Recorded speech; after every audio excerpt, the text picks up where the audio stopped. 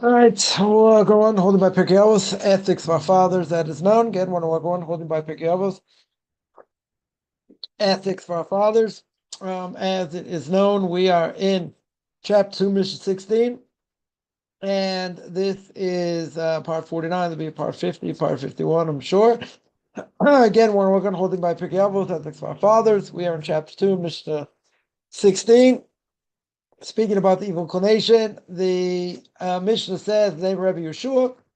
Rabbi Yeshua says, evil eye, evil inclination, hatred of others, of other people, remove a person from this world. So we're speaking the last number of weeks about this idea of the evil inclination, and basically how the evil inclination is not going to hit you so strong at the beginning, right? We spoke about the idea that all the evil inclination wants is a little bit of a hole, make a little bit of hole in the armor. All it needs to do is make a little bit of hole, and then make the hole a little bit bigger. Make the hole a little bit bigger.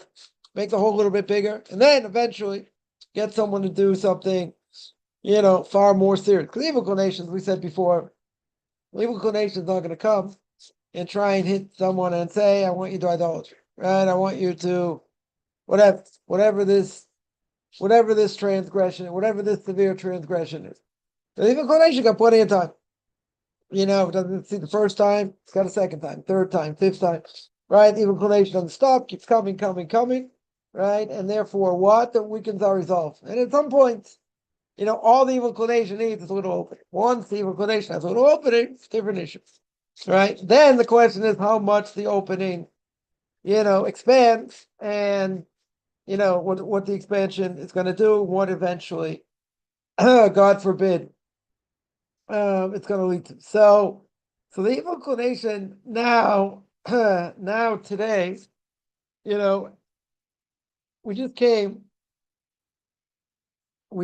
through, the High Holy Days, Rosh Hashanah and Kippur, right? All the singing and dancing, during Sukkot.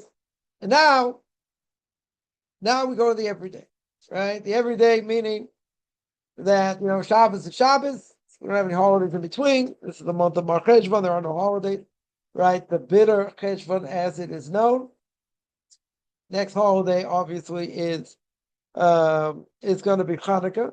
But with all that, the evil inclination sort of, eased up, so to speak, even though, there is definitely an evil inclination, during the holidays and, other holy times, as well, but the evil inclination give someone some slack and let them, pray as much as they want, sing and dance as much as they want, on, the whole month, be introspective, work on yourself. Again, it doesn't mean we don't have trials and tribulations during that time also. We certainly do, right? But even if, let's say, the evil inclination would let go, and not put the, let's say, the foot to the jugular, as we might say, not really, go for the kill. You got patience. You want to stay up a lot, not sleep so much. You want to learn, you want to work on things, you want to, I don't know, you want to go out in the field and meditate. You want to pray for hours. You want to say Tehillim, you want to do other things. Great. Right? During this time, again, doesn't mean the evil inclination is dead. You want to do all that? Okay. You want to work on yourself more. You want to, take on all kinds of things that you want to change. Okay. Yeah, evil inclination can sit back and say, go ahead. Take on all these different things. Because evil inclination knows most likely you won't be able to keep up with it. Because the person can't keep up with it, what's going to happen? You fall flat in your face. You say, why bother? Right? It's a much greater downfall. Why? Because the person really, they want to be better. They want to strive to be better. But they know we have limitations. They know that even if we take on something, maybe we're not going to follow through. We're not going to follow through 100%. and keeping what we need to do. So the evil inclination knows that, right? So maybe a person gets egged on and they get inspired and they say, "Yeah, I want to change the world. I want to take on all these different things." He says, "Yeah, do it. Take on so many things. Go change the world." Because the evil inclination knows you're on a high for a certain amount of time, whatever it is, but it cannot be sustained. And since it cannot be sustained, it's not going to be sustained. What's going to happen? You will fall 100% on your face. Now, what happens when a person falls on their face? So the person can say, "Well, I'm a work in progress. I didn't mean to do it. I'll go through the proper channels of repentance. I have remorse, regret. I'll say I won't do it again, and then I'll work hard, figure out, what triggers it, what's the root of the problem, and then, 3-step process exactly how to fix it." But again, what happens at this point? Person's all excited. Person's got all the adrenaline, all the endorphins going, right? What ultimately happens? The person falls flat in the face. That's what happens. Then they start to think, well, maybe I can't really keep it. Maybe, people are going to give me all kinds of issues with it. Maybe whatever. Yeah, a person is going to fall hard. And they're going to fall hard very fast because the evil inclination's been waiting. He's been waiting. He said, "Okay, you want to try to reach high levels? I'm not going to stop you. You want to keep going, very good, right? You take it on very seriously, which is a good thing, certainly not a bad thing. But then when a person slips up, then the evil inclination comes out full force, absolute full force, right? Then the evil inclination puts all kinds of ideas in a person's head. See, no one ever would have accepted you anyway. You couldn't keep up to what you said. You're no different than you were last year. You're doing the same stupid things you did last year and the year before, and beat you down. And once a person gets beaten down enough, they hit depression. They say, "Why should I bother trying?" Because here they're on a roll. Let's say they're on a spiritual roll. They work very hard. Yeah. And they fell. They made a mistake. Could be a serious mistake. Doesn't matter. Doesn't matter what it was. But even if it's something maybe not so serious, nonetheless, what happens? Person thinks of themselves, without being OCD, they want to be a perfectionist. They want to serve God the right way, the best of their ability. And they failed. And at some level, right? And at some level, they failed. Now, that failure, what does it do? What does failure do in general? It breaks a person. Can break a person. What's the reason? Because, anyone who's ever tried, I don't know, to do something, whatever it may be, and you failed at it, right?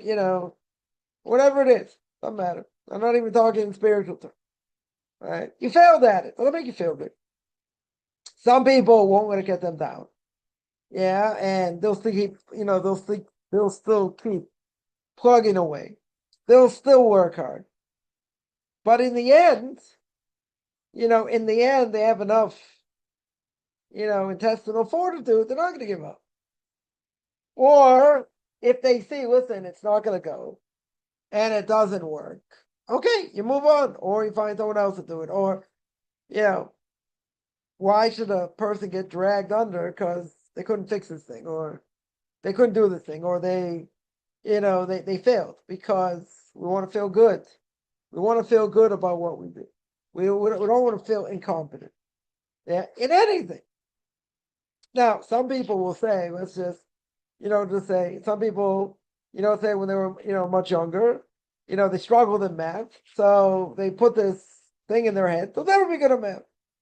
But now it's easy. Get calculators, other things, figure out things. So, a person doesn't have to worry. But, in general, they, they feel bad. And because they feel bad, that haunts them. Right? It haunts them their whole life. Why? Because it's something they struggled with. It's something that they felt they never overcame. Now, because they never overcame it, what happens? They have a stigma. And what's the stigma? The stigma is I'm never going to be good at math. Now, we always need positive reinforcement. When you have negative reinforcement, what happens? A person, sometimes, not always, but a person will live up to it. In other words, if a person says, "Oh, you're always this or you're always that," they say, "Oh, you really think that's who I am?" Let's say they're not. Right? That's why you never label people. But let's say a person gets labeled. They get labeled at, I don't know, being lazy. I say, "Oh, you think I'm lazy?" Okay. So I'll act lazy. You want me to do this now? No. Not interested. Yeah, I'll do it when I get a chance. Or whatever. They'll act out what people say against them. What they're labeled at. Yeah. So that's negative. That's, they'll say, "Oh, I'll show them." Right? It can work one of two ways. Person can, in the negative way, will say, "Oh, you think I'm lazy? Yeah, okay, so I'll act lazy. And I'll be lazy. That's what you think I am? I'll act it out." On the other hand, someone can take the bull by the horns and prove them wrong. And say, "Oh, you think I'm lazy? I'll show you I'm not lazy." Yeah. It can work either way. That's really, I would say almost nothing in between. Yeah. So it can work towards a person for good. It could be negative. It could be tremendously negative. Probably, in the bigger scheme of things, it's probably negative. So obviously, being labeled or labeling someone else, can have a negative effect. You definitely have a negative effect. It could motivate a person. It for sure could motivate a person. Right? A person say, "Oh, you think I'm this? I'll prove you wrong." Yeah. Or not. Or what's the point? Yeah, we're affected by what people say. True. But the question is, how do these things affect us? Right? Are we gonna act out what people say against us? And just say, "Well, they think that's who I am, so that's who I'll be." I mean, tremendously negative effect. Or they'll say, let people talk, but I'm not that way. Okay, so how are you going to show you're not that way? You're going to prove it. You can say, "I don't have to prove anything." People can say what they want. Okay. Yeah, most likely someone will want to stick it in someone else's face, and say, "Oh, you think I'm this? I'll prove you wrong." Okay. In a good way, not in a bad way. Yeah, if it's if it affects the person in a bad way, yeah. So, that's a whole other thing, right? But what inevitably happens is a person might have bitten off more than they can chew because that's what the evil inclination wanted them to do. They fell into the trap, right? Now they get beaten down. They fail. They fail. Now what? How do they deal when they fail? Now it depends what they did. Depends how they did it. Now it depends on a number of factors here. But nobody, I don't think anybody out there likes to fail. Nobody wants to fail. Everyone wants to be a success. Yeah. And everybody, I mean, this goes across the board. Everybody has something that they're good at. There's no such thing, right? There is no such thing as someone who has no good qualities. Right? We said before in Chobos Avos, in Duties of the Heart, in the gate of Bitachon, right? Shar Bitachon, gate of faith and belief in God, that everybody, and he says this across the board, Jew or non-Jew, it doesn't matter, everybody has the ability to make a living. Now, there are two ways, potential ways, a person can make a living. Right? God is either going to give them strength, which means they'll be able to do physical labor, and there's always need for physical labor. Yeah, so God will give a person strength. They may not They might not be so bright, right? They don't necessarily have to be so bright. Doesn't matter. We're not talking they have to have a very high IQ. They can have an average IQ, right? Let's say, right? But or even a below average IQ, doesn't matter, right? Unless they're mentally challenged, that's another issue. But let's say they have average intelligence, average, even below average intelligence, doesn't really matter, right? So here maybe it's hard to get a job that way, right? Because you need more, you got to be smarter in different ways. Let's say they're lacking that, so all God gave them.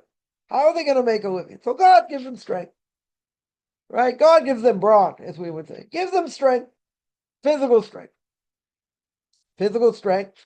Number of jobs a person can do, physical strength, right? As long as they don't get injured, other things, they should be able to make money, right, by doing physical labor. Very good, right? So it works either way, right? Either God gives them brains or brawn.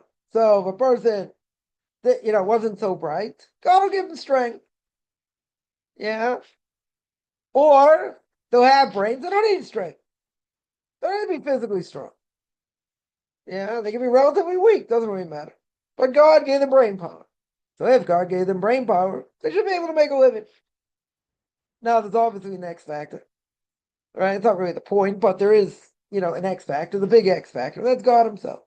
So whether God gives you brain or brawn, really doesn't matter, right? Brain or brawn, let's say.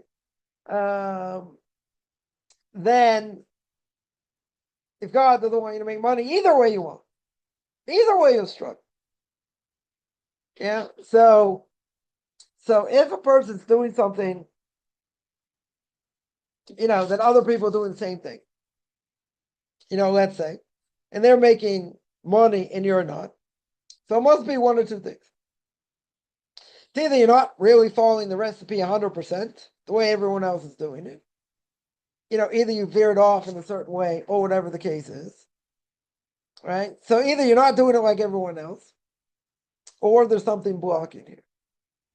Right? In other words, if you're doing the same thing, as other people. Now a person could say, market so well, the customer service, other things. Okay. Right? These are excuses. Some of them could be true, it doesn't really matter. But the point is, you're not making money because there's something else going on. Yeah, God is the X factor. Now, if a person's doing the exact same thing as everyone else and they're making money and you're not, doesn't matter whether they're making significant money or not, then there's something else going on. Why? Because you're putting your best foot forward. You are doing what other people are doing. And because they're making money and you're not, there has to be something else going on.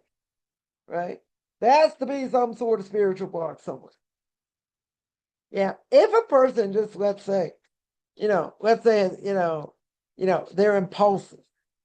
They invest in things, they don't let's say, they don't look into things and they lose money. Yeah. Why did they lose money? Because they weren't careful.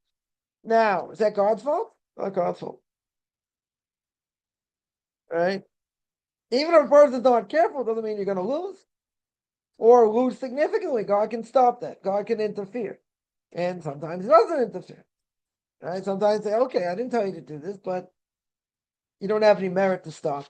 You don't have any merit to protect yourself.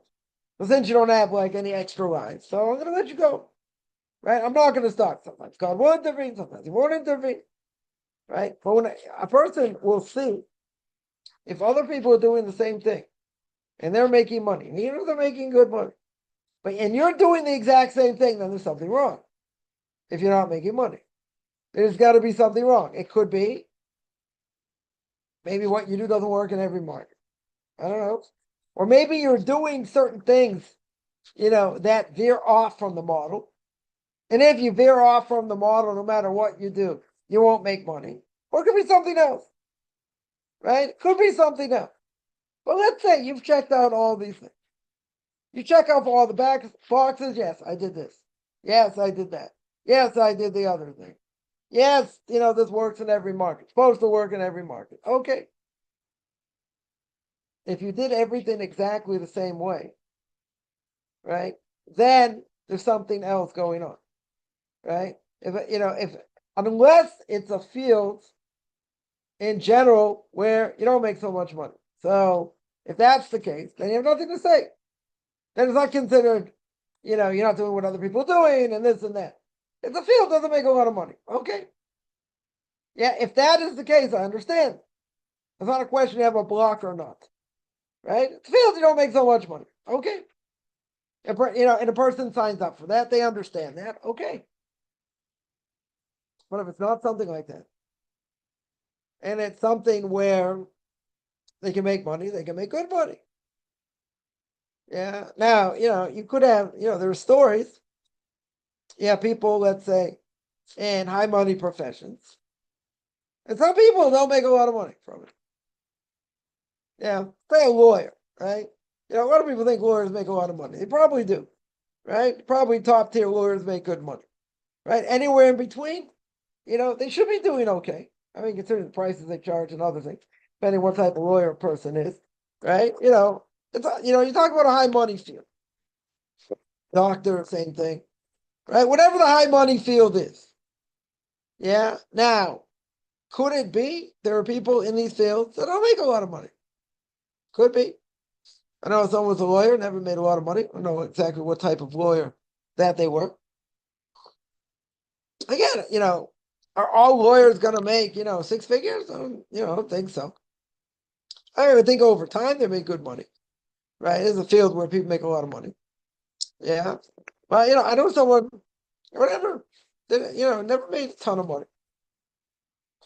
Did okay, but, never made a ton of money. So you could ask the question, well, why not?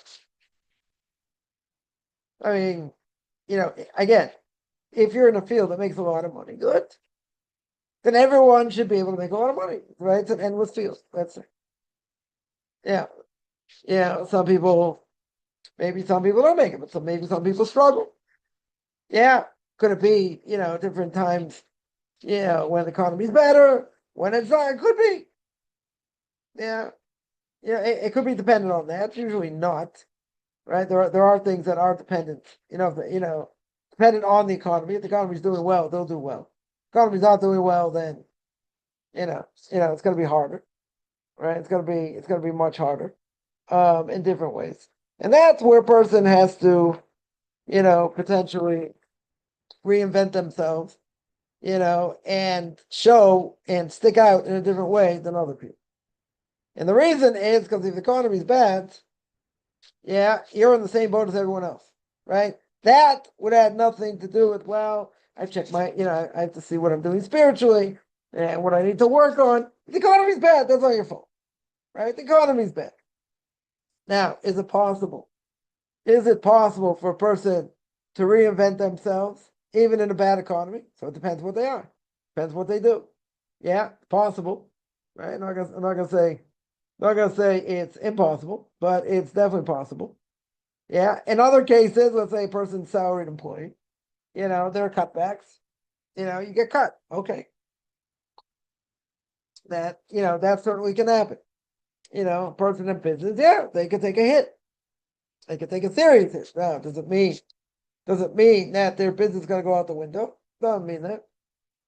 Doesn't necessarily mean, they're going to have to close up shop. But what sometimes happens, right? What sometimes happens is the fact that a person may have to do other things within this business to show that they are not the same as everyone else, right? In other words, they want the same piece of the pie, so to speak, or more of the pie.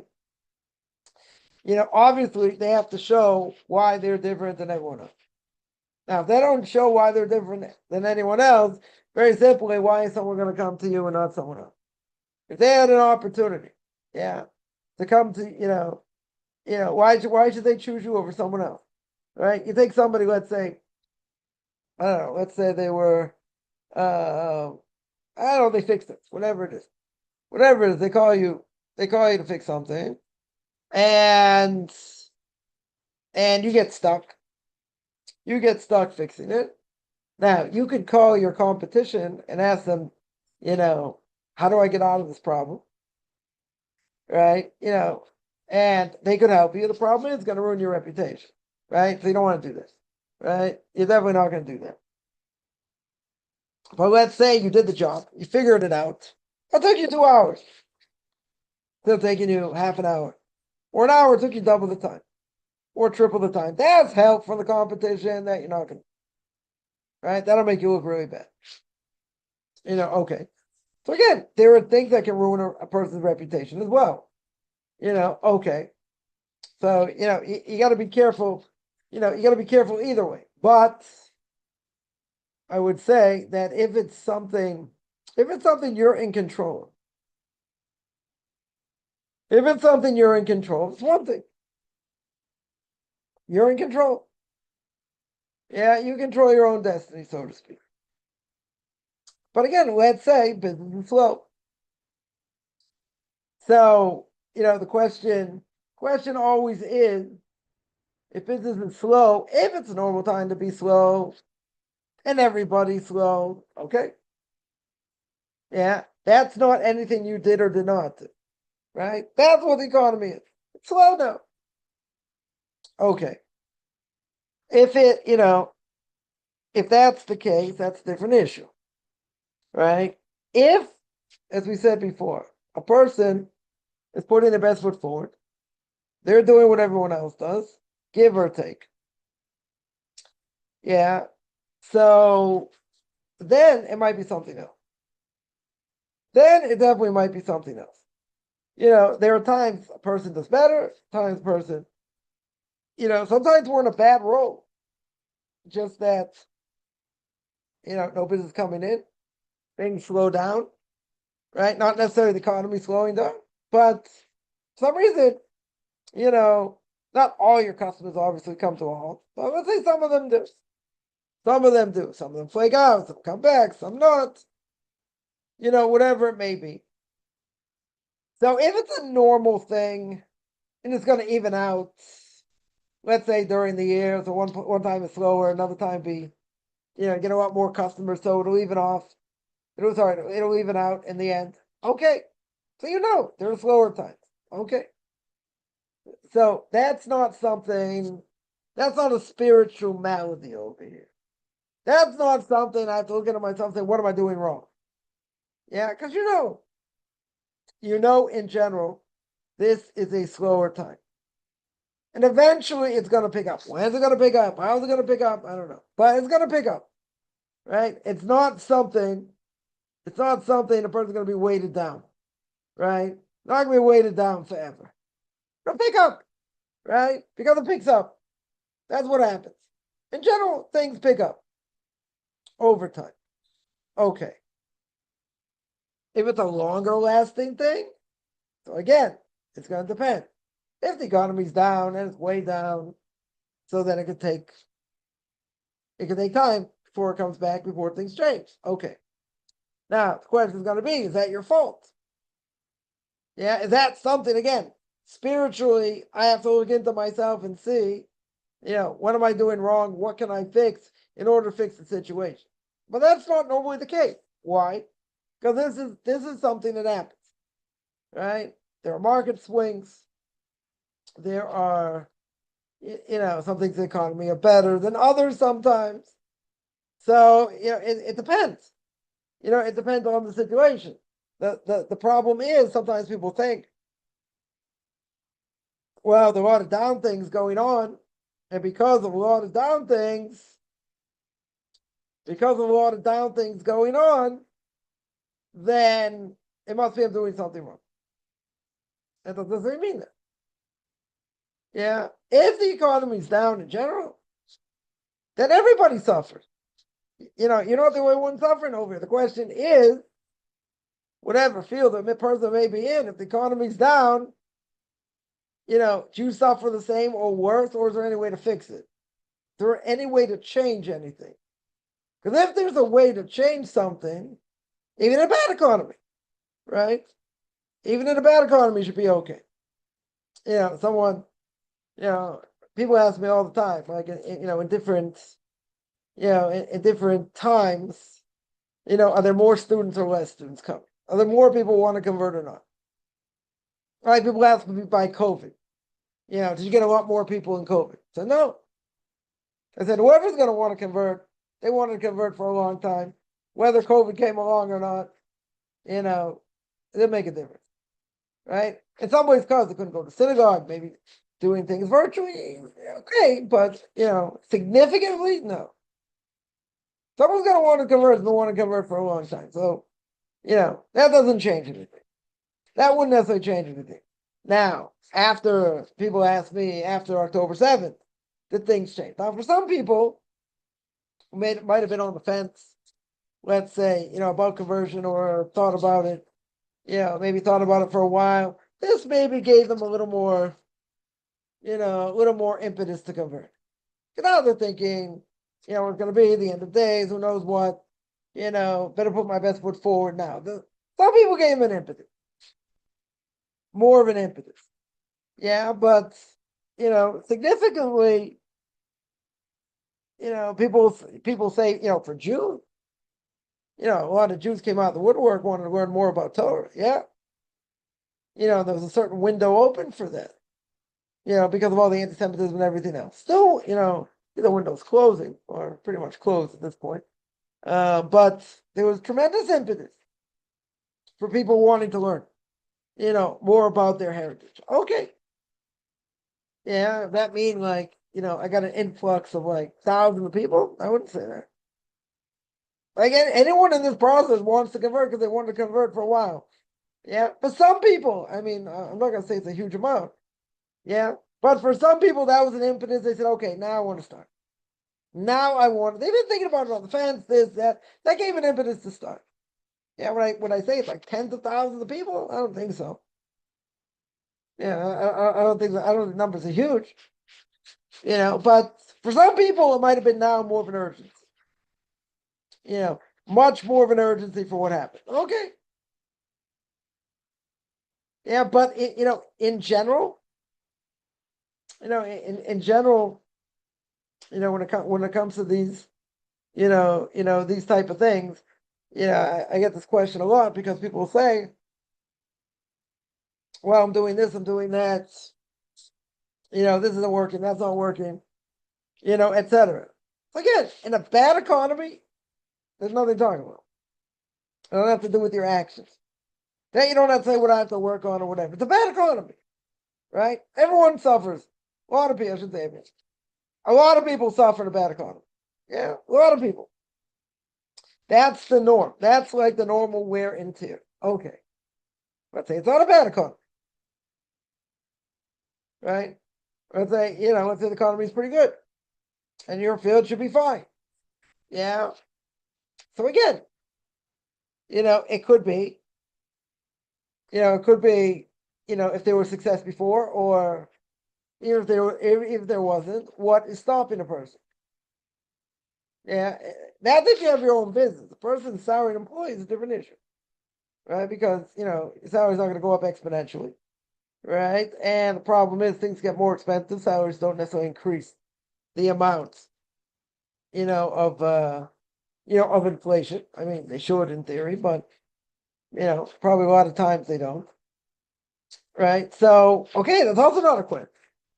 Why? Because, okay, a person's stuck in their situation. That's what it is. That's how much they're going to pay. Maybe it'll go up a little bit, whatever. But, if you stay the same, but things, things go up because of inflation, so then the ends are not going to meet up. Right? That makes sense. So okay, potentially there are ways to, to offset that. But that's not a question and, oh, I'm doing something wrong. Right? It must be God's angering me. I'm doing something wrong, right? A lot of these things have to do, I should say, many of these things have to do with simple economics. Right? Simple economics. I'll give an example. In the religious world today, a normal sized family, if a person's not making, $300,000 a year, if they're married, combined, whatever, they're not making ends meet, for a lot of reasons. They won't be able to pay full tuition. You gotta think $300,000. That's a serious chunk of money. How can it be? Because tuition's expensive, living's expensive. If you send the kids to camp, you have 2 cars, you have a mortgage, you have rent. The money goes. Look at that. How many people making $300,000 a year? It doesn't matter, right? There are people making good money. They're not putting money away. That's for sure. Not putting money away, but they can't pay full tuition. You got 5 or 6 kids, you got to pay full tuition. That kills you. That's where most of the money goes, right? So you're gonna say, but what? It must be I'm doing something wrong. It has nothing to do with what they're doing wrong over here. Yeah, they don't make enough money. But what are you supposed to do? It's expensive, right? So it's not a question of economy. I mean, it's a question of what the expenses are. So, a person can say, okay, where can I cut expenses? Are you living beyond your means? Okay, so that a person would need to check. But practically speaking, dollars and cents in general, it has nothing to do with like, oh, a person have an iron heart. I got an evil eye on me, or I got some bad karma, or whatever. These are dollars and cents issues, and nothing to do with that, right? It's just the amount that it takes, to feed a religious family. Certainly outside of Israel. In Israel it's different. People make less money, whatever, but even so, life's expensive. Either people don't have a car, right? They'll have rent or a mortgage. Education is a lot less. Certainly a lot less, no question. But again, making ends meet is also hard. It's also hard either way. Right? Either way. But what's the reason? What's the reason? Because it's expensive to live as a Jew. I'm not talking if you're living beyond your means. That's a whole nother issue. Your living expenses are high, right? That's it. Yeah. So it meant, well, God's going to provide. Sometimes it's hard. They might have to get, scholarship, something. But I'm saying these are the numbers. It's not a question, well, God's going to provide. People have difficulty. People on tuition committees tell, they got many, many stories.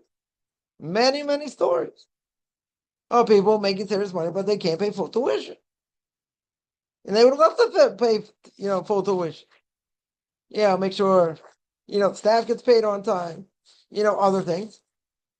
It's not a question, not just a question, God, Hashem will provide. Yeah. Not just a question of living on faith. Right? It's more than that. Talking about practical dollars and cents. Right? God's the X factor. You can make anything happen. You can get money this way, that way, the other way. Okay. That's true. A person got money they didn't think was coming in, got back taxes back, who knows what. But at the end of the day, a lot of people struggle. That bottom line. Yeah, a lot of people struggle. Yeah, and they don't make ends meet. Why don't they make ends meet? Not a question God will provide. They're doing what they can do. They're doing the best of their ability. Yeah. So the lifestyle's crazy. They're tremendous expenses. Right? That's what it is. People survive in miraculous ways. People make weddings. Orthodox Jews make weddings. That's probably the biggest miracle. Because if they had a hard enough time making ends meet on a regular basis, making a wedding throws everything off. You've got a lot more expenses. That's a huge miracle. That's what the Satmarov, blessed memory, said. He said the biggest miracle wasn't the 6-day war. The biggest miracle is how Orthodox people, in Israel marry off their kids. That's the miracle. But the funny thing is, I shouldn't say funny, it's ironic, but you go to any wedding hall. There are many wedding halls all over Israel. Yeah. Every night when it's permissible, to have weddings, places are packed. You don't see wedding halls empty. Just the opposite. Right? You always need more wedding halls, but you don't see them empty. Right? And however people do it, Maybe they have to borrow money, maybe they have to borrow a lot of money, whatever it is. However they do it, they're there. Weddings take place. People get married. Yeah, it's it's miraculous. Someone told me, well, you got all these girls, like, you'll tell me a secret how you marry a few girls. Well, every one of them is amazing. Every one of them is its own miracle. It's an absolute own miracle. Now, they get married. Not saying all the time it looks pretty. I'm not gonna say that, but no, they get married. Wedding halls are booked. They're not lacking. Places are not lacking over here. So that's pretty miraculous how they do it. That's the miracle. Yeah, one of the, more open miracles today. Because someone now married off a child, and they're more Hasidic, so it's gonna be a long engagement. But one of the things both sides has to do as part of the custom, is to buy a watch, right? Each one has to buy a watch for the other. Again, you're not talking a $30 watch or $100 watch. Yeah, whatever the expense is, they have the money for it, right? Now, they have to come up with the money within, I don't know, a week and a half, something like that. They don't know where the money's coming from. Obviously, they're praying God, God's going to take care of it. However He takes care of it, yeah, they don't know where it's coming from. It don't happen, however it happens. But you tell me it should be a custom this way, it should be a custom that way. It doesn't matter. Doesn't matter. Certain things you got to do. Certain things that are, that you agree on. Okay. That are acceptable. This is what the community does. Okay. I'm not talking about extra expense. It's a normal expense. Right? This is normal expense. Now, someone asks, let me deal with this question. Is it possible one is living in the wrong place? That could be. We say, in other words, bad decree made in that place. Right? So we say that if a person feels things aren't going right where they are, they've had a lot of issues where they live. Yeah, so we say shinui makom shinui mav. Person changes their place where they live, will change their heavenly influence. Meaning, they move from one place somewhere else. They don't change. Now, does it always change? I'm not going to say that. Not going to say that. I mean, again, the problem is there are other factors involved. Even if a person's okay, had a lot of, negative energy in certain place. Let's say. So they say, okay, I'm going to move. I'm going to go somewhere else. Now, let's say they go somewhere else. Yeah, in general, we would say you change your place, you change your heavenly influence. For good, not for bad. For good. So even a person, had bad things happen in a certain place, they move. Right? That could for sure change. That for sure could change. Now, $1 million question, what happens if it doesn't change? What happens if it stays the same? You encounter the same problems in somewhere else. You encounter exact same problems or similar problems. And it's not the place. It's something else going on. Right? But could it be the place? For sure, it could be the place. 100% it could be the place.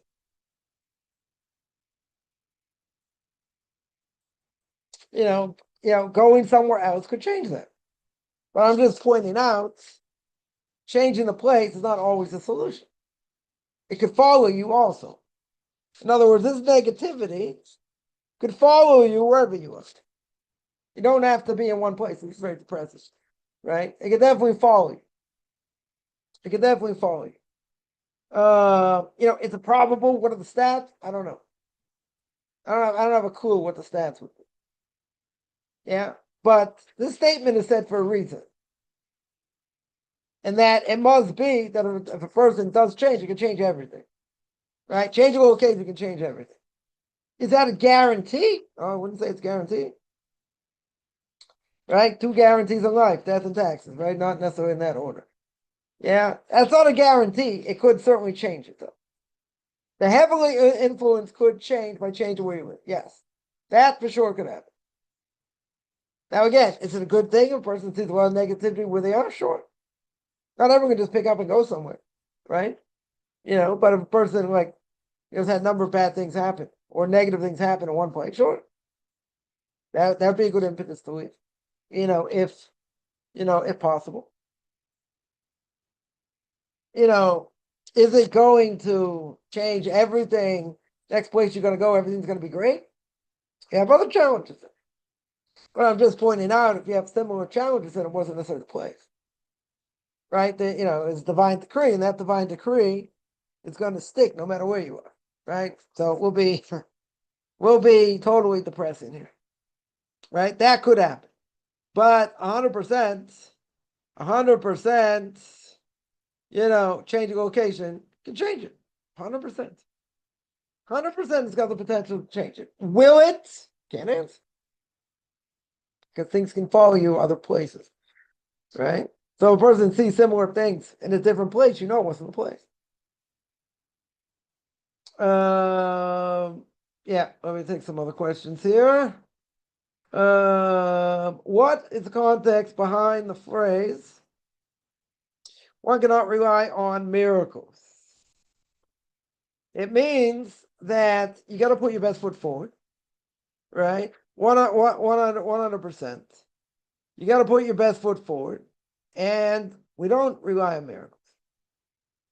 What? Let me ask a question with a question. All right. The question is, why can't you really rely on miracles? And what's the answer? What would be the obvious question? Obvious question, who said you're allowed to rely on miracles? Why should God do miracles? In other words, my obligation in this world is, there are two ways to look at it. Either you put your best foot forward like the Chofetz Chaim, right? Like it says in Duties of the Heart, you put your best foot forward no matter what. You let God do the rest. Or what's the other extreme? The Vilna Gaon says, if you rely on God for everything, you don't have to put your best foot forward. God will take care of things. Yeah, but no one's on the level to do that. I once asked my Rebbe this question. He's an eighth generation descendant of Vilna Gaon through his mother. And he says, you got to do ishtadlus. You got to put your best foot forward like the Chofetz Chaim.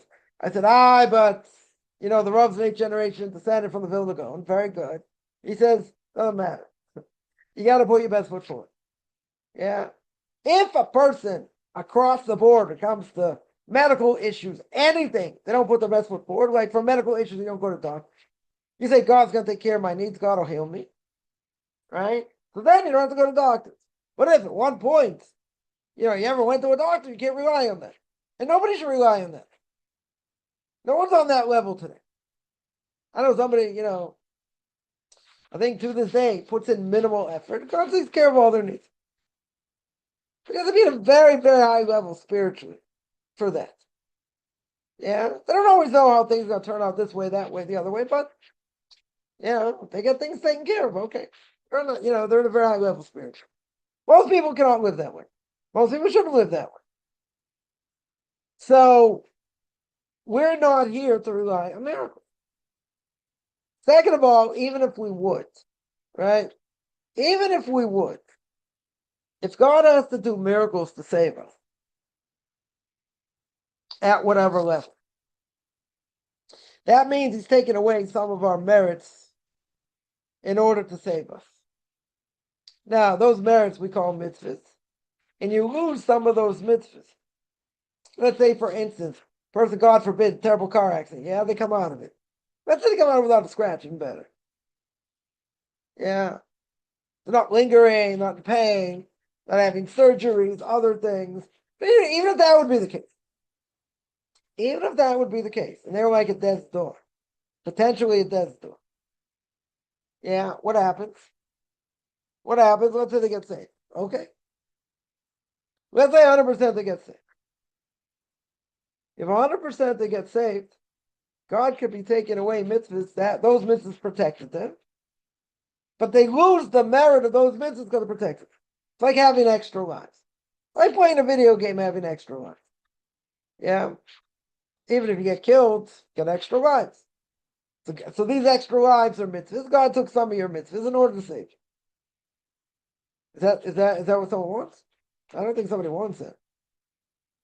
But but at the same time, we're living in this world. Yeah, living in this world means I got to do everything in my power within reason. Got to do everything in my power in order that whatever my needs are. Meaning, I have to put my best foot forward at all times.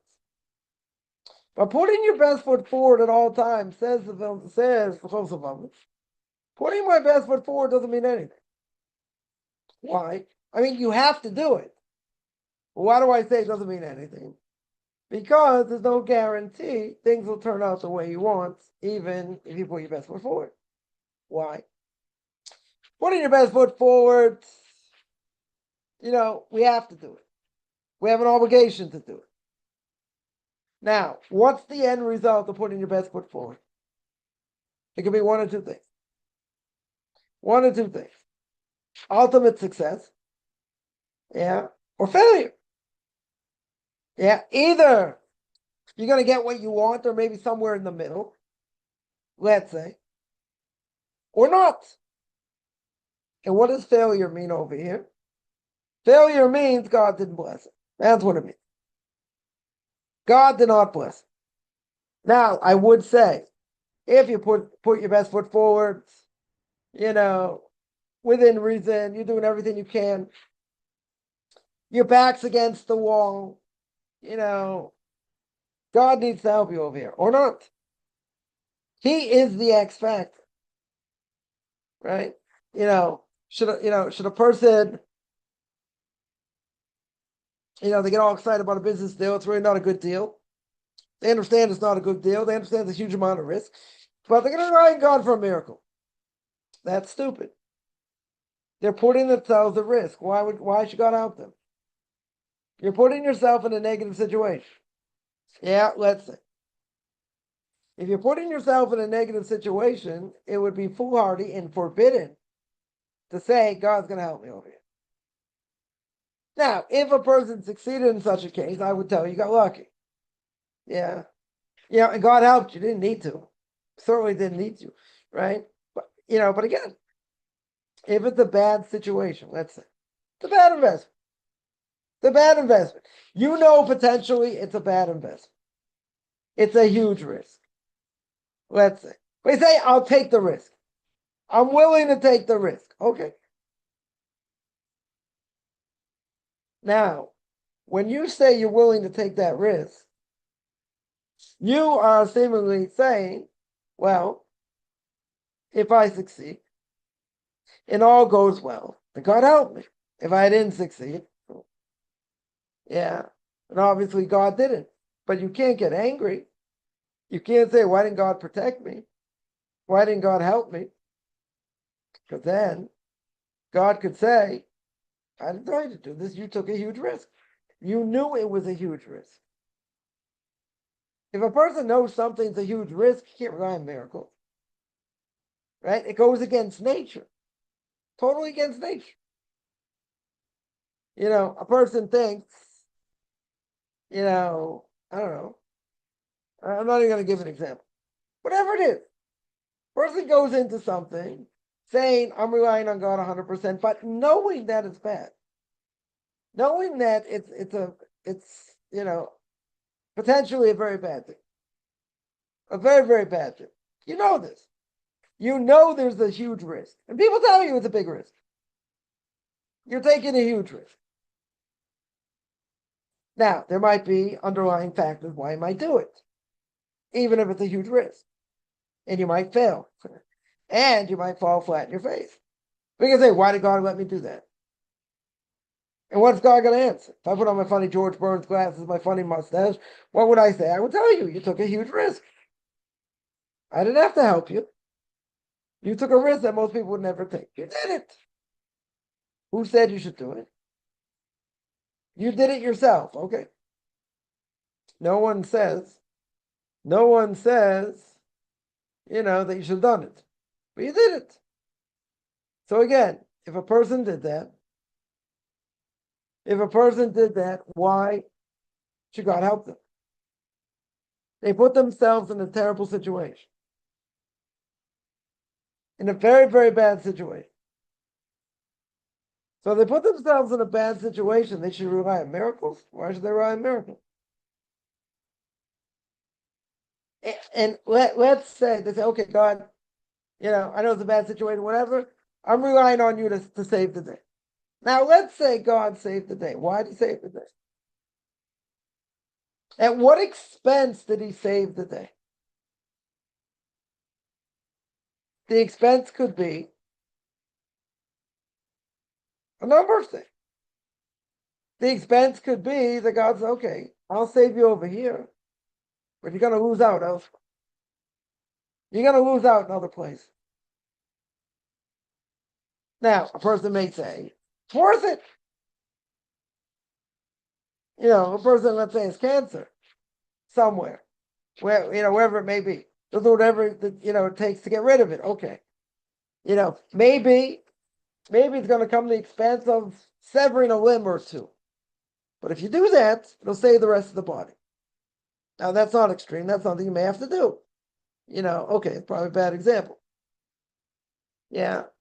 It depends. It depends what it is. But in general, you're playing with fire, because if you're going to rely on God, and it's not something God should help you with, or is obligated to help you with, then it might come to the expense of something else. But, even with that, right? Even with that, we realize, and we should realize, there are many times the person, they're in a certain situation. Let's say they did it themselves, even better.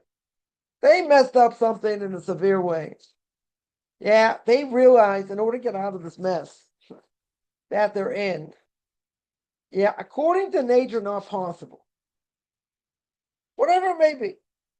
According to nature, not possible to get out. So who you're relying on? More, you can put your best foot forward. And in, 10 lifetimes, nothing may happen from it. According to nature, nothing may happen from it.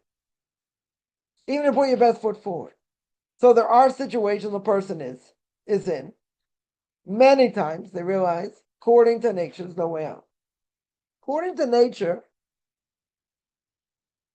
there's nothing to do. At that point, what would a person do more than anything else? They're going to look to God. Why? Because their back is against the corner. They don't have any choice, right?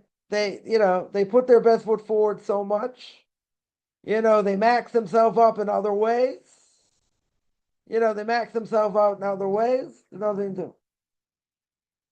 There's nothing to do. Right? The only thing to do is rely on God. So there's a situation we're in like that. And we have nowhere else to turn. So we don't want to be in those situations. But, at the end of the day, it happens. And obviously, we should be in tune in that, and say that, God's going to help me. Hopefully he's going to help me. Regardless.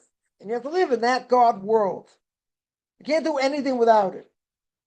You have to look, we have to look at the world on a daily basis. Our backs are up against the wall, right? And the only reason anything happens is because God wants it or doesn't want it to happen. That's our world outlook.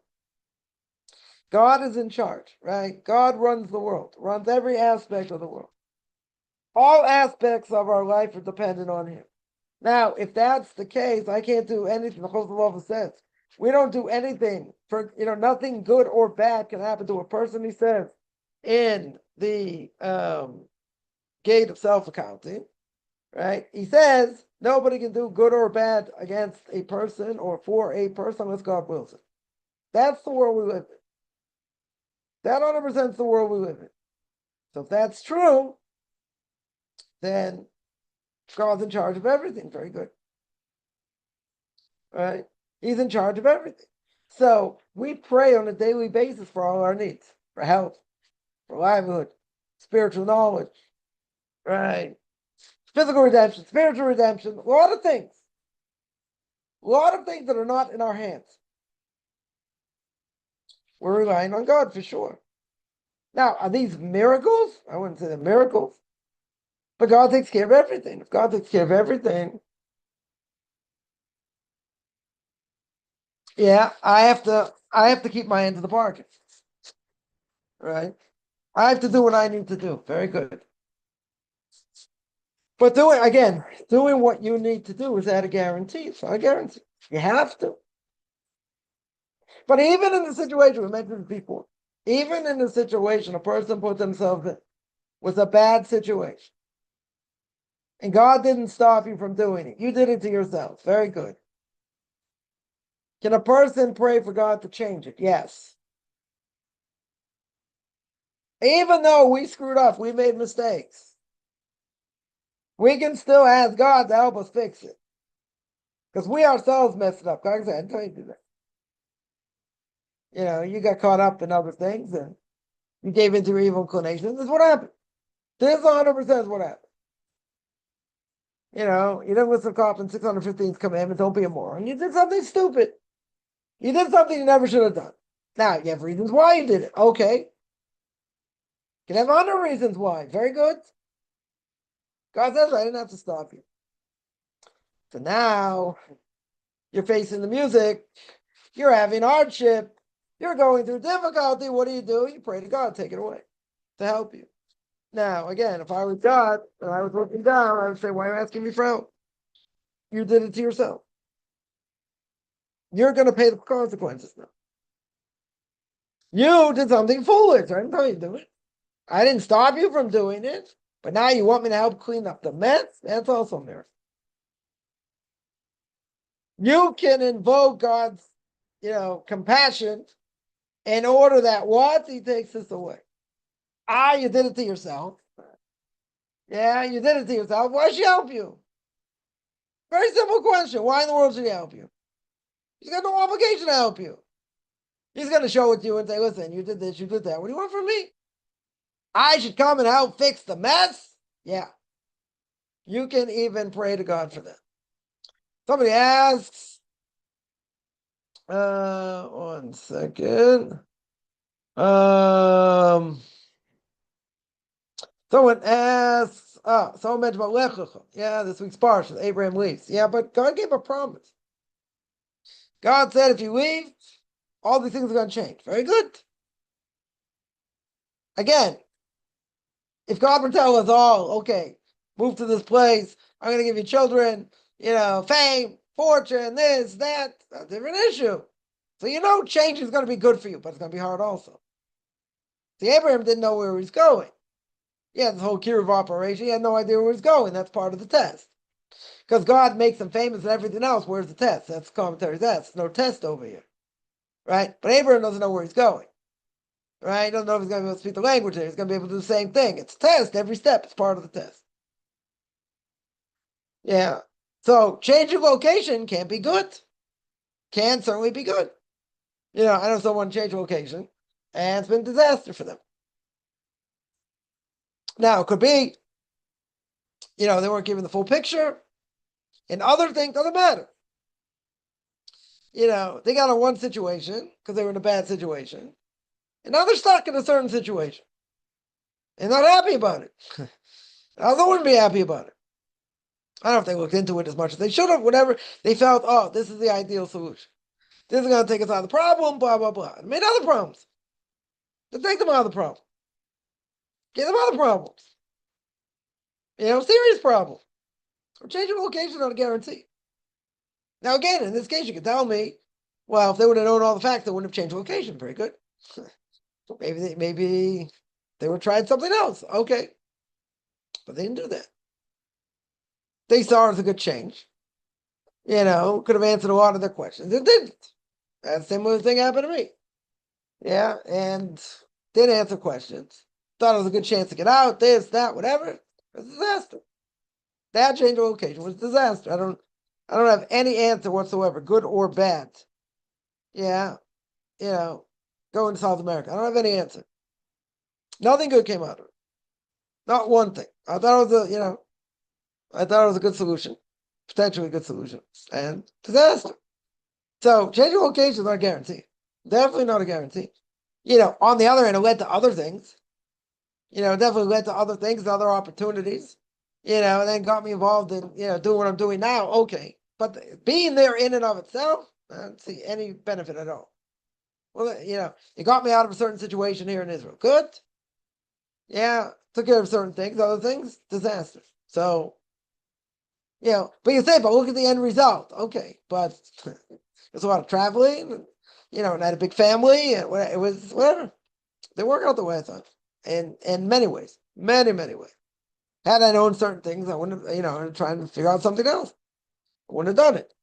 But, or maybe I still would have done it because, I still want to live out my dream, but whatever, it's still a disaster. Right? So changing location is not a guarantee. Right? If you have all the facts, it's supposed to be this, that, and the other thing, and it doesn't lead up to that, then, but if you don't look into it enough, it turns out to be a disaster, change of location. You can say, well, what happened? Well, you don't look into things enough. Because you got blinded by other things. You didn't look into things. What happened? You got burnt. Again, what's God going to say in that situation? You got to say you got caught up in this, caught up in that. You didn't look into enough things. You failed. In that situation, you failed. That didn't stop you. You got all gung-ho. It's too late. Yeah. Someone else I know, all gung-ho, this and that, and they're paying the price. They're still paying the price. Right? See how that turns out. But they're paying a serious price. So someone there asks, can moving to a new neighborhood or city be good enough? Should one move to a new state, country, if it's a bad decree? No, you change cities. Doesn't have to be state. Doesn't have to be country. Yeah. I have different reasons for leaving it. Right? But I was on 2 continents in 3 years and I came back. No, it was certainly not good for a family, right? Or stability for that matter. But I'm not saying, there's a reason that pushed me out of the country. But it didn't have to. Didn't have to. Right? Change of city. Change of city is enough. Change of town is enough even. Right? I would say you probably need a more significant change. No, you don't have to go out of state. I don't think a person has to go out of state. Right? But changing location can certainly have an effect. So we don't have to go out of the country. If a person thinks it'd be better for them, to leave the country and go somewhere else, that's a different issue. Right? But, it has to be better in a lot of ways. For a person, to do that. If they're in the same place, within the same state or, even within the same country, okay. Right? Doesn't mean a person has to go out of state. I'm sorry, out of country. You certainly don't have to go out of state. Right? Changing location over here means you change where you live. What about if I live in a town 10 minutes away? Okay.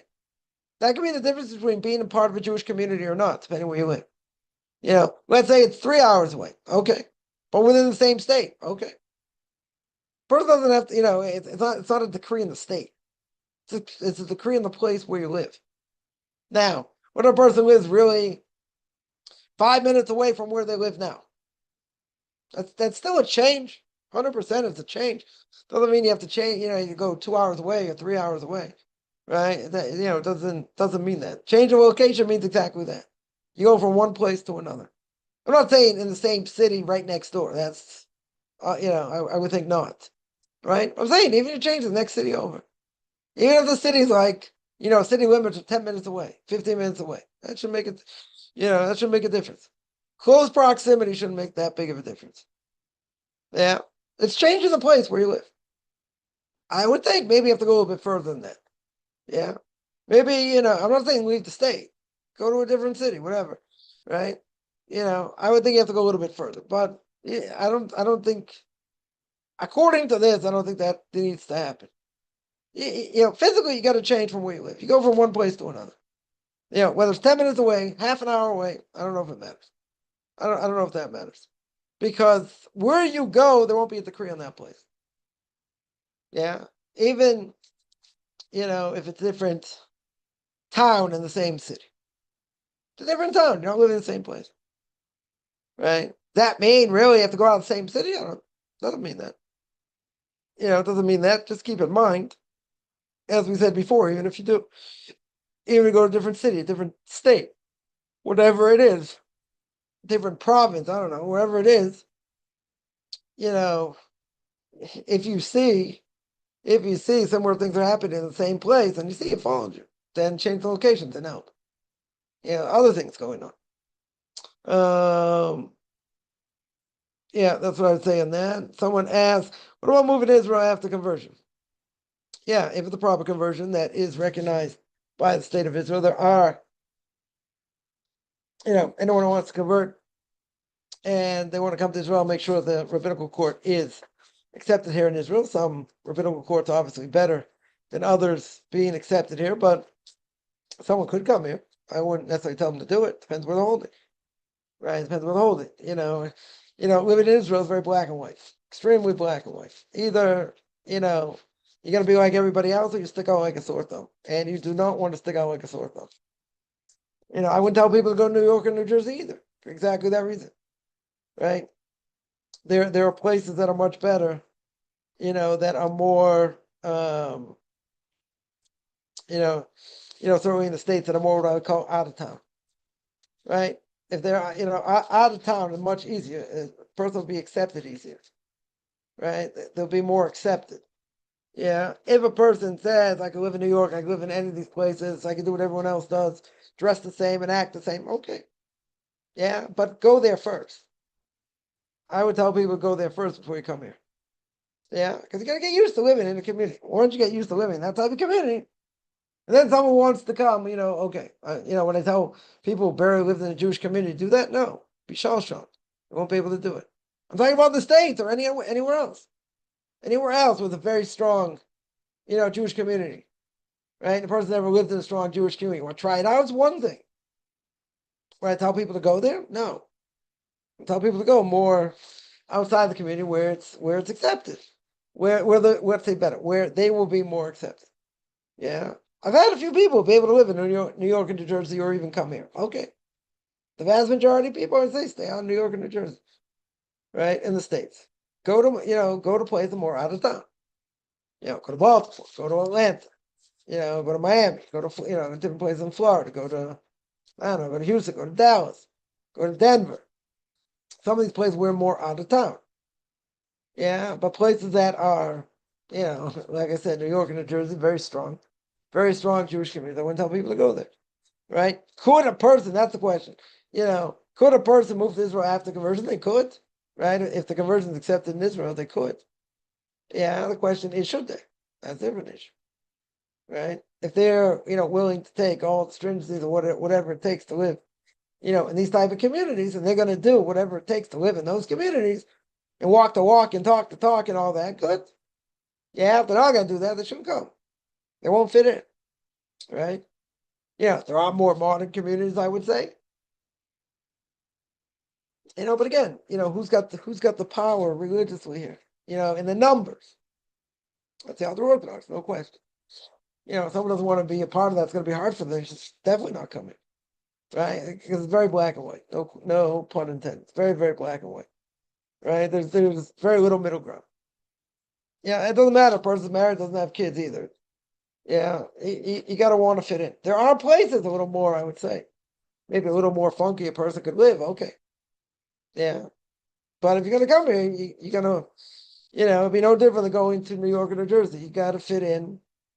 You got to fit in over here, right? You got to fit into what the norm is. And if a person says, I'm going to buck the system and this and that, forget it. It's not worth it. They'll spit you out. Just the opposite. They'll spit you out. Someone mentions, person trained always be prepared to defend ourselves. Yeah. In other words, putting best foot forward, is saying, it's not saying I'm doing everything, obviously not. Putting your best foot forward, you have to do. That's the obligation. But don't make any mistake and think that that's the only thing I have to do. Because putting my best foot forward is not a guarantee. Because the ultimate guarantee is the big X factor. Who's the big X factor? God himself. God is the big X factor. Now, if God is the big X factor, whatever he says goes. So, it's something where, I put my best foot forward. knowing what the statistics were. Wouldn't get guarantee. I wouldn't expect to see anything from it. Yeah, and some reason God changed, flipped the script. Totally flipped the script. Why? Don't know. I have my theories, but I don't know. Right? Essentially, I don't know. But he flipped the script. It went so according not to nature. Yeah? Not according to nature at all. So if you'd ask me 100 times out of 100, according to the way statistics should go, I would say it's not going to change. Situation itself is not going to change, but he changed it. It's not anything I did out of the ordinary. Same thing, putting in, the same effort, doing a few other things.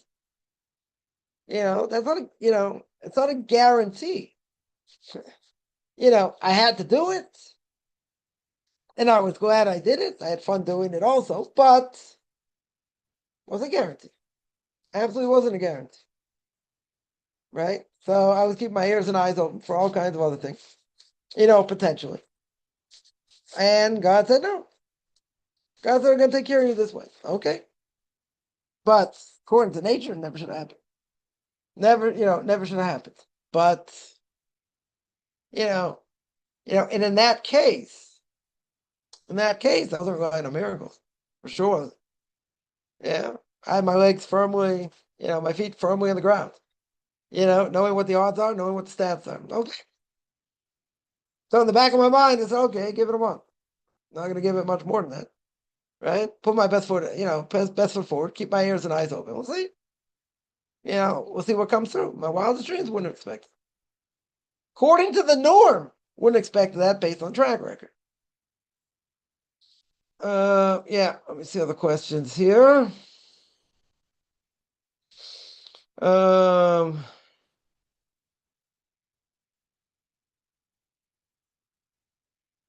right. But isn't everything miraculous? Yeah, everything is miraculous. But miracles today, we're living in a world of hiddenness within hiddenness. Now, we've seen miracles. So what's going on in Israel over the last year or more. We've seen miracles. That's true. Right? Our existence in this world, whether a Jew or a non-Jew, is miraculous. The fact that we live, the fact that we somehow survive, somehow that we function. Yeah? It's all a miracle, you're right. We are relying on miracles. That's true, but we're not putting ourselves in situations where we have to invoke God's compassion to help us here. Everything we do is a miracle, there's no question.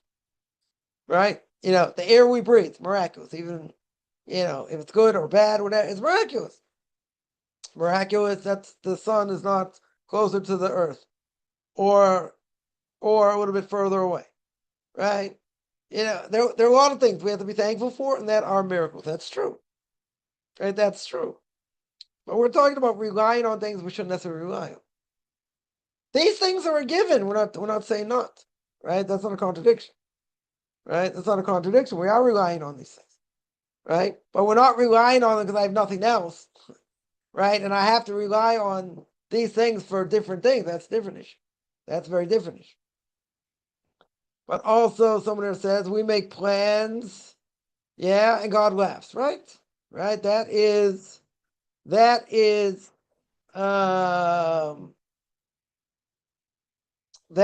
truth. We make a lot of plans in life.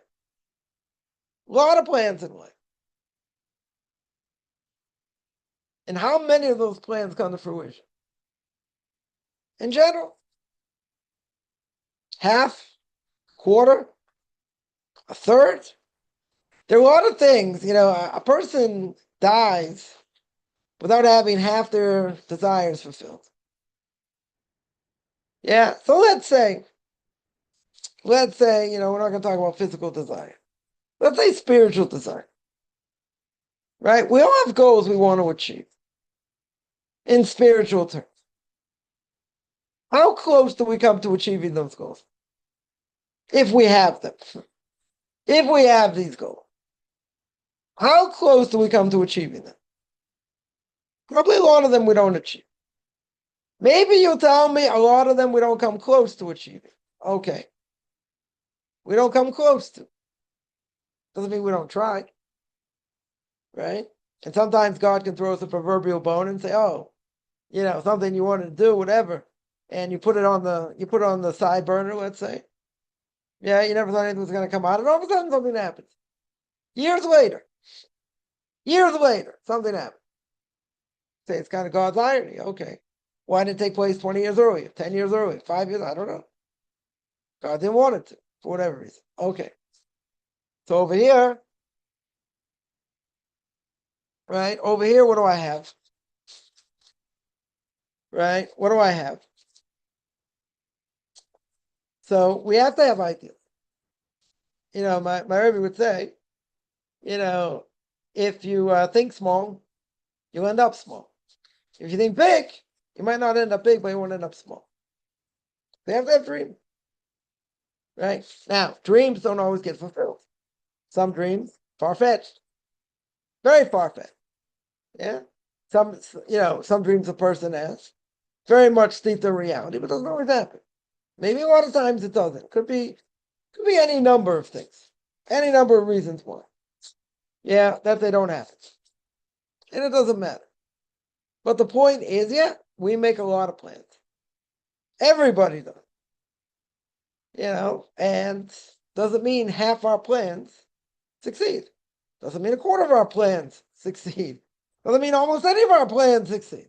We hope something succeeds, right? Yeah, we hope something succeeds somewhere.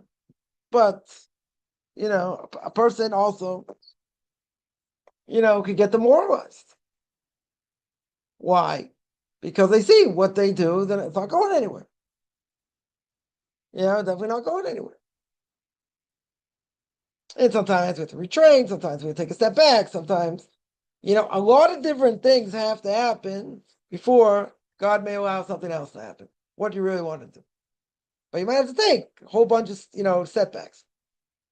Yeah, there might be a lot of setbacks, and that's part of it, but that makes you stronger and makes this thing you want to do even better. Okay? Right? That can happen also. Frustrating. Why don't you just let me go to it straight? But a person will see.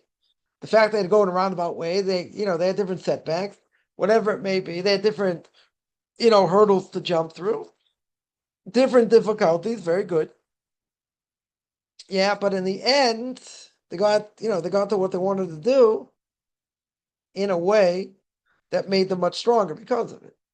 And made what they wanted to do much better because now they have different skills. But God's not telling you that.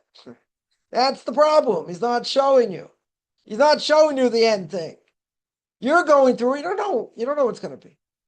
You don't know which way to go, left, right, this, that, and what happens in the end. So, let's say it took you 5 years to get somewhere. Maybe longer. Yeah, they were hard years, difficult years, but they shaped who you are. They helped you in different ways.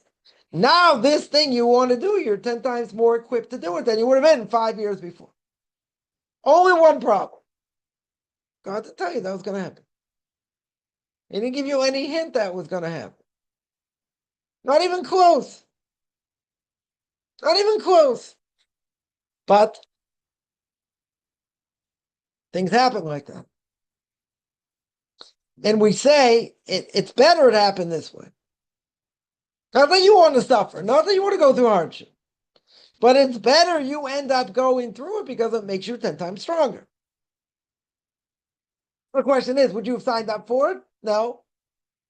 You definitely wouldn't have signed up for it. But if God would have told you in advance, I'm going to make these 5-7 years hell for you.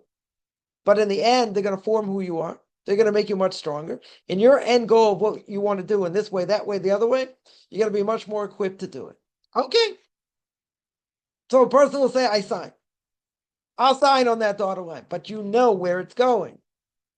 When you don't know where it's going, and it seems haphazard and you're being thrown around like a rag doll, it's much harder. Right? It's much, much harder. But we're not given that information. We're not being told that would be a lot easier. 10 times easier. 10 times easier. We're not told that. We're not helped. We're not hinted that. But at the end of the day, we see, or we should be able to see, the divine providence behind it and why it was the right way. Even if it was a backwards way, even if you did things you shouldn't have done, whatever it is, and you caused setbacks or whatever, okay. But in the end, you're a different person. In the end, you can accomplish a lot more doing what you're doing now because of what you went through before. But you would have said, I would have been better if I didn't go through it. It was too hard. Okay. But you look at the end result. Can't look at the hardship. You got to look at the end result. And the end result is it made you a much better person and a much stronger person and a much more capable person. And you have to learn certain things and get certain skills before you could have done it. So God gives you these setbacks, not because, it could be part of its punishment. Certainly could be, right? But part of it is to refine. And when a person gets refined, and they have to redefine themselves in different ways, it makes them totally different. And when it makes them totally different, what they're capable of doing is much greater. Much greater. Yeah, definitely seen that in my own life. There's no question. Right? But again, I would have signed up for it. Unless God would have told me, it would have been clear, he's telling me this is what you need to go through. But in the end, I'm going to show you X, Y, and Z at the end. Okay. I'm not going to question that. If that's what he's going to say, if that's what he's going to do, fine. But what's the worst thing for a person? We mentioned this many times. Worst thing is being in doubt. When you're in doubt and you don't know which way to go, this, that, and the other thing, it's hard. It's very, very hard because then you see everything as being black. You see everything as being dark. You don't know if you're going in the right direction. You have no idea what you're doing. You're hoping, you're this, that, you're praying, you're working hard, but you see, like, you're just, digging further in. Like, you're in quicksand. You're totally in quicksand. Hoping to be pulled out. But every, once in a while, God throws you a proverbial bone. What does he do? Shows you. He shows you the light at the end of the tunnel. Or what's possible. There are many times, let's say, people at the brink of disaster, whatever, sort of come out of it. Maybe come out of it in a major way, maybe less of a way. God's way of showing, I'm still here. I totally haven't forgot about you. And then what happens? Right? You don't want to get yourself back in the same situation. Certainly not. Sometimes, we have bad habits and whatever. So we get ourselves maybe in a similar situation or whatever the case is. Again, we have to be, pulled out of the quicksand. But usually a person should learn from these experiences. And when you learn from them, it changes you. And when it changes you, it makes you better. Makes you more resilient. Yeah. It redefines who you are for the good, not for the bad. For the good. And it makes you stronger. Right? But you never would have been that strong had you not gone through it in the first place. Even if you did it to yourself, it doesn't matter. It happened. You did it. Whatever. God allowed it. Very good. So this is what happens. But you see at the end of the day, you became who you became because you went through it. And it made you better. And it made you stronger. Right? I don't think there's any question. Would you sign up for it? Again, probably most people say, I just don't want it. I'd sign up for that. But if you see the divine providence behind it, what happens? So you see, there's a plan. Could be a 5-year plan, could be a 2-month plan, could be an 8-month plan, whatever. But you see at the end of the day, now you have different tools to work with. Because you have different tools to work with, what you want to do now will make you more successful. And whatever that endeavor is. Because I didn't sign up for this. Doesn't matter if you signed up for it. What matters is you learned along the way. You changed along the way. You became someone you never thought you could have become, and now the message you're going to give is much stronger. Much, much stronger. Yeah, but you had to go through the ringer. You had to go through the ringer to do it. Somebody asks, back to rabbinical courts. What are the names of rabbinical courts I use? Well, use some in New York. Use some use based in Lakewood. Use based in Chicago. It's the RC, the RCC in LA. Florida basin, right? Based in Miami. So I've used a lot. It doesn't really matter the ones I've used. Whoever a person is, if there's a good basin in that city, then I can send them there.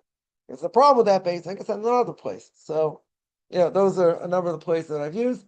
So, someone asked that Yavneo place I was talking about. Yeah, is it really religious? No, it's mixed. It's not a totally religious moshav. It's mixed. Religious Jews there. There are secular Jews there. Yeah, been a lot of anti religious people there, especially in the municipality there. Other synagogues to be walked to. Yeah, definitely synagogues to be walked. But it's a mixed place. Definitely is a mixed place. It's totally a mixed place. And again, it's rural. It's there's a lot of farmers out there. It's not much people making a living there. It's hard to make a living there. Even in farming. But again, it's a mixed place. So it's a mixed place. I've had anti-religious elements there, and the place has never really grown either over the years. I mean, it is pretty far out. I mean, it is close to 10 minutes outside of Tiberias, about 45 minutes outside of Sfas. Whatever, from it's about like an hour, let's say from hour from Haifa, hour from other places. So the problem is like the place has never really grown, so they don't really the infrastructure is not so it's not so it's not so good. Not only that, certainly for schools and stuff for kids, there's an issue. There is no school there really, so some people homeschool, which is not good. I don't think it's good, but they send their kids out. So it's whatever. It's a mixture. It's definitely a mixture. I still have plans there, but see where see where those plans kind of change a little bit. But we'll see what see what God wants in the future. Did we make it to the end of today's topic? No, not necessarily. Definitely haven't finished. For sure. Someone asked, there is a religious group strong? Some of them are. Some. There is a yeshiva there, which is good. There's a core group there. Well, there's been a core group there for a long time. I mean, there have been people there for like 20 years, 15, 20 years. And, sometimes the place was stronger, sometimes not, but it needs a whole infrastructure. It needs a lot of things, right? You need to bring out families there. They're going to learn, they're going to work with the community. You need to start schools there. I mean, whatever, it's a big project, huge project, actually. So, I never think small. I'm always thinking big. But whatever, it's a big project because you need a lot going on there. But there's a core group there. There definitely, there definitely is a core group there. But whatever, you need to bring people there. And it's not real estate wise also not so simple. Not a lot of places to rent there or whatever. So like whatever, there are a lot of issues there. I'm not saying it can't be overcome. I mean, money can overcome a lot of things, that's for sure. That is for sure. But it's not what do you call it? It's not the only issue. Definitely not the only issue. All right, that deals with most of the questions. Again, the issue here, is as well, speaking about the inclination, the issue is that a person, may be convinced. It's what the evil inclination does, may convince us of things that we think are good. We don't, let's say, fully research, or even if we do fully research, we get stuck and something happens. Yeah, why does something happen? Again, it could be it's what something God wants. You put yourself in the situation, and these are the end results. These are the end results. But if as we said before, if a person looks into something, they check everything they're supposed to check. Let's say Person buys a house. Person buys a house. You did all your checks, right? Brought in a building inspector, checked the foundation, he checked all kinds of things that he should check. And you say, okay, you get it for a good price. Price is right. You buy it. And then things start to go wrong. Now, is that the building inspector's fault? Nope. Yeah, nothing to do with it. Everything's good. Pipe bursts. Yeah. Now, person got water all over the place. You got, what's it called? You have, your ceilings are wet. Now you got mold. You got mold issues. Well, a person before you said, well, we never had that problem. Yeah. Let's say, two people before said we never had that problem. Yeah, whatever, pipe burst. Why the pipe burst? Because it burst. If it's an older apartment, things can go. Right? So you take that into account. Okay. But you did all your checking. Like, everything needs muscle. Everything needs, good spiritual influence. A person buys something electronic. Person buys a car. Car doesn't have to be old. Right? Even if it's secondhand. Right? Let's say it doesn't have that much mileage on it. Person else driving it, this and that, they have problems. They have problems. Why they have problems? God wants you to lose money, obviously, but it can be a relatively new car and can have all kinds of things. Is it probable? Depends on the car. Right? You can have a good name car and things go wrong with it. That's just the nature. You have to have good spiritual influence in everything. Right? Whether it comes to electronic things, whether it comes to a car, whether it comes to a house, you live in a neighborhood, you want to have the right neighbors. I mean, listen, you don't have guarantee for anything. You do your best to check things out. And hopefully that's the case. Hopefully it all works out. But again, there can be all kinds of issues you didn't think of, right? You may not have thought of, or you might have thought you could have lived with. Yeah, maybe you thought you could live with it. Now you realize you can't, or whatever. There are many things we don't necessarily think about. Yeah, or if we thought about it, we didn't think it was going to affect us, the way it has, or something like that. So again, you put your best foot forward, you make a decision, but you got to live with that decision. Now, again, doesn't mean you can't change it. Definitely doesn't mean that, but sometimes you get stuck. Sometimes you get stuck. You can't change it straight away, and things don't always go the way we expect. Now, again, that's for any number of reasons. But part of it could be we just didn't do our research good enough. And if you didn't do your research good enough and you get stuck somewhere, you can say, why did God do this? And again, what would God answer? Said, I didn't do that. You didn't research enough. If you'd done proper research, you wouldn't have done it. You don't want to hear that. We don't want to hear that. Yeah, but that's the truth. You didn't do proper research. Yeah, you relied on things maybe you shouldn't have. Evil inclination sucked you when you got burnt. Can happen.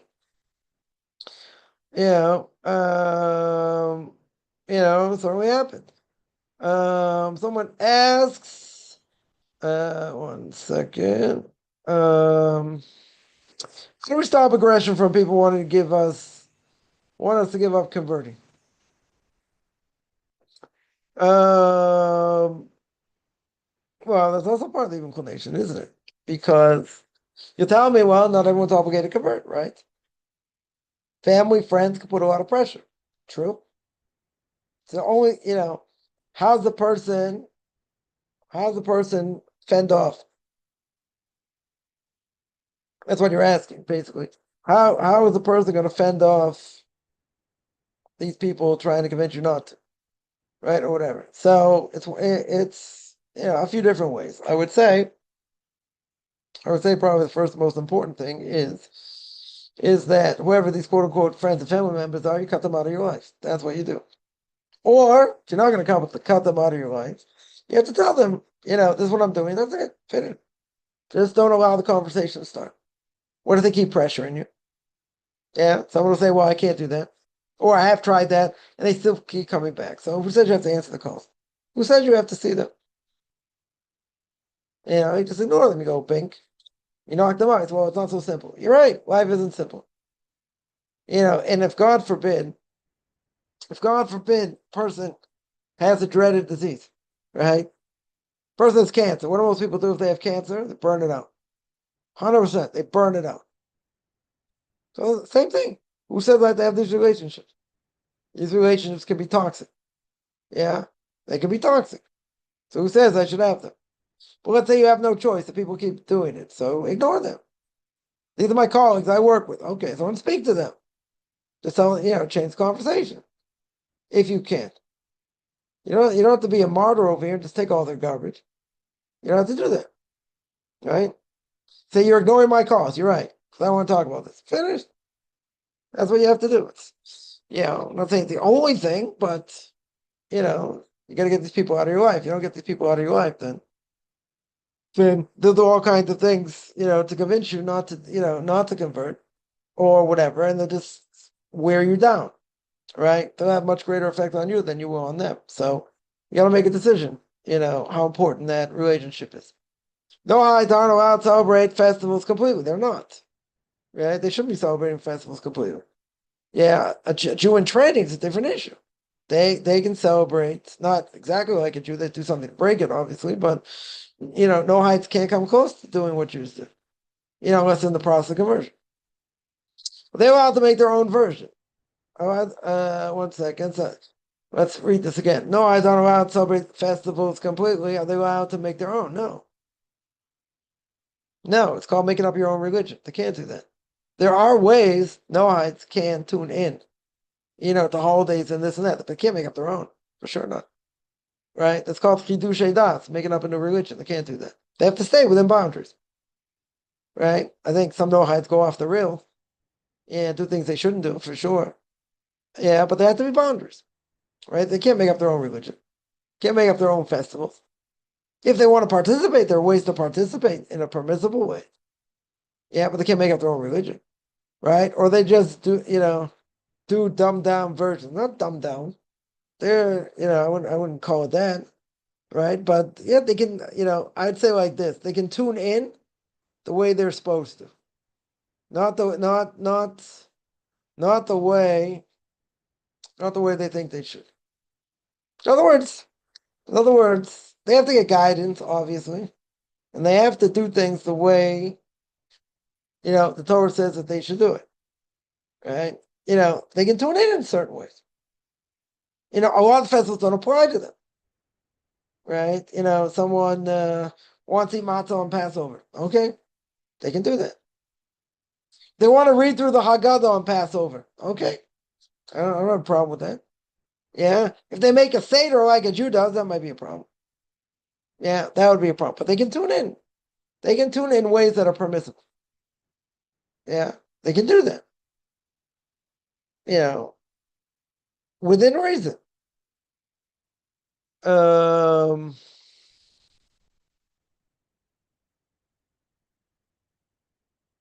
um, yeah, so, somewhere it points out, again, leaving a toxic relationship, that might be the only solution. I'm not saying it's pretty, right? But again, if you got to cut off your arm to save your whole body, that's what you do. Yeah, might be painful, might be agonizing in other ways. Okay. There are decisions we make, there are repercussions, right? And decisions other people make. Okay. There are repercussions, 100%. Fine. And they may be what they are. But we're better off because of it. It can be painful. Yeah. At the end of the day, can a person, feel liberated from it? Sure. 100%. Because the other way makes it a lot worse. Makes it toxic. So is it better to be far away from something toxic? Absolutely. I don't think there's any question. It may nag at a person. They wish that wasn't that way. Okay, but so we always say, you live in the past, you have no future. You got to move on. right? And that's the best way to move on because you don't have that contact. You don't have that poison in your life. There's plenty of things, plenty of hardship we have to deal with. Plenty. We don't, we're not looking for any more. Okay. Even if we're not looking for any more, we have to know when to move on. 100%. Right? We have to know when to move on. So that's it. And it can be painful, 100%. Right? 100%. But we make choices. Yeah, at the end of the day, first could ask the question, okay, would you rather have your family back or be where you are now? And what would most people probably answer? Be where I am now. Even if it's hard. Yeah.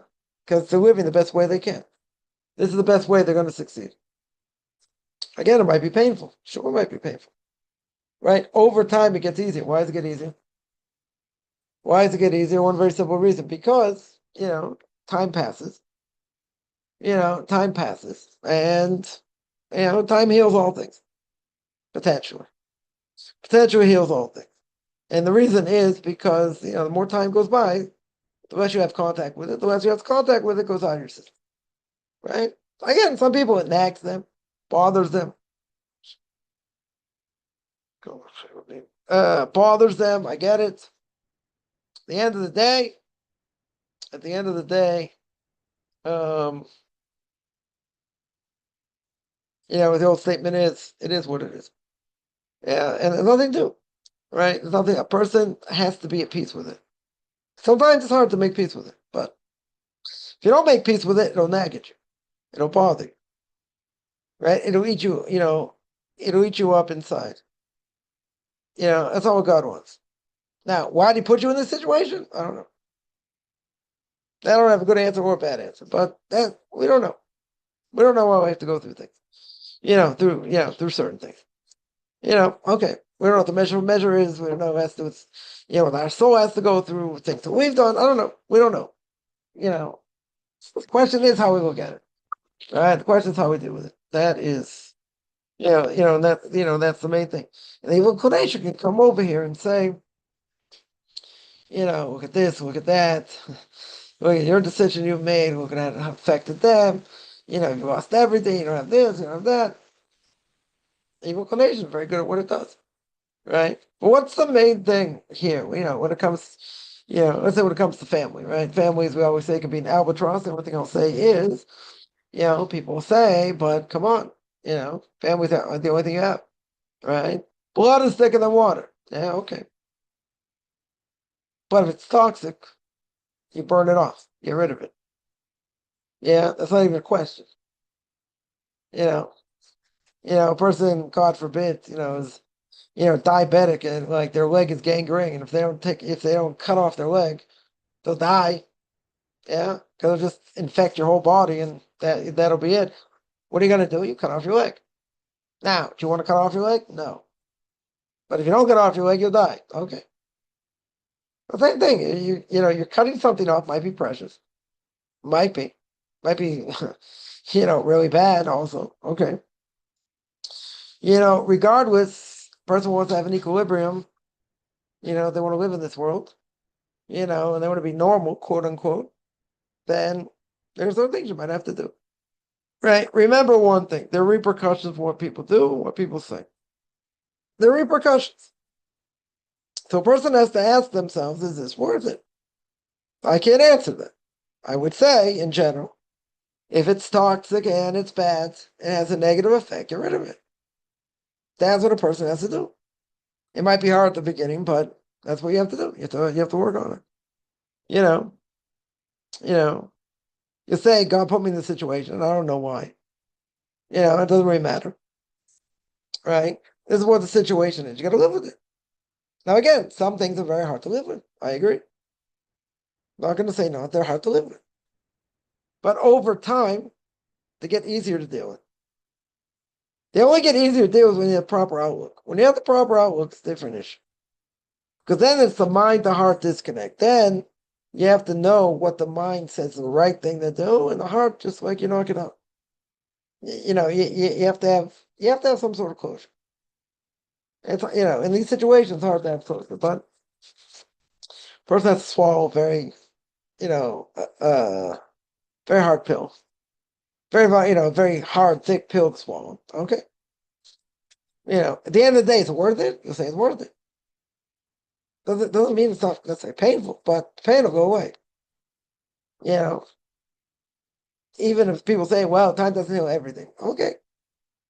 But the more time passes, easier it is. Should be easier. Because you understand the bigger scheme of things, what it is. Because all it's going to do is come back to bite you. It's going to come back to haunt you. That's what it's going to do. It's going to make your life a misery. Right? People keep coming back and they're trying to convince you, trying this, try that, forget it. They're not going, you're not going to be convinced. It's annoying. And it drags you down. It makes you depressed. So get rid of them. That's what you have to do. It's a painful thing to say, but someone once asked me, like, would you tell people to cut off a relationship with family? I said, yes. Depends on the situation. But again, I think this is a good parable. A person has, a piece of flesh, a limb, whatever. Like if it's infected, you got to treat it. Sometimes treating it means you have to cut it off. That's what it means. I mean, painful to say, but that's painful to do also. But that's what you got to do. Yeah, you don't need to bang your head against the wall till it bleeds to know it's bad. You know something's toxic, you don't go near it. If you know it's poison, would you go near it? No. If you know the thing could kill you, would you go near it? No. Would you take a chance? No. Right? But people might say, well, maybe I can change, maybe this. Forget it. Right? The reality is you have much less effect on them than they will on you, and then you'll be more depressed, it'll be harder to deal with, and you'll never get to where you want to get to. Right? And that's the truth. Because these things weigh you down. They absolutely weigh you down. You don't need it. As we always say, like, you need this, like you need another hole in the head. You want another hole in the head? I don't think so. I don't think so. It's painful. Right? But, I can tell you from personal experience, the more time goes on, you move on. It's easier. It's a lot easier. It's definitely a lot easier. I don't say it doesn't necessarily bother you, but, it certainly could bother you. Right? But it's not going to bother you the same. 10 years down the line, it's going to bother you a lot less. A lot less. Still may bother you, but but at the end of the day, like anything else, just cut it out. That's what you have to do. Family's not the end to end all things. Friends are not the end to end all things. You want to be around people that think like you, and we're not open minded. We're not claiming to be open minded. Right? You want people that you're gonna hang out with or live around that hopefully think like you, gonna act like you, and that's what you want. That's exactly what you want. And people are not going to do that. They're just going to make fun and scoff and this and that. Forget it. Right? You need, again, you need positive reinforcement, not negative. Right? It's very easy to get negative. Negative reinforcement. Right? I always say if I'm at the top of my game, I know, plenty of people, get on the phone, put me right in my place. So like, what do you need it for? You definitely don't need it. Like someone said, well, I'll say this for your class. It's like, get off your soapbox. Like, I'm not listening. Okay. So I use it in my class. It's very good. Waste my time thinking, oh, that was really offensive. Yeah, it was. So what? You move on. Can't let it get under your skin. You let it get under your skin, it's not worth it. So I always say, for me, a lot of these things are very good therapy for me. Also, just get these things out. You move on. You move on. That's what it is. That's what it is because you know where you're standing. You know where you're holding, right? You want to speak to people that are just going to take you down. It's going to make fun of you. It's going to scoff. It's going to say you're wasting your life. This, that. If you do that, it's not worth it. Right? In the long run, it's not worth it, but you have to deal with it. Right? You have to deal with what people say and what their intention is and all that. So, if it's a toxic relationship, you get out. Bottom line. Or you figure out how you're going to, deal with it if you have to be in contact with these type of people. Yeah. Any other questions?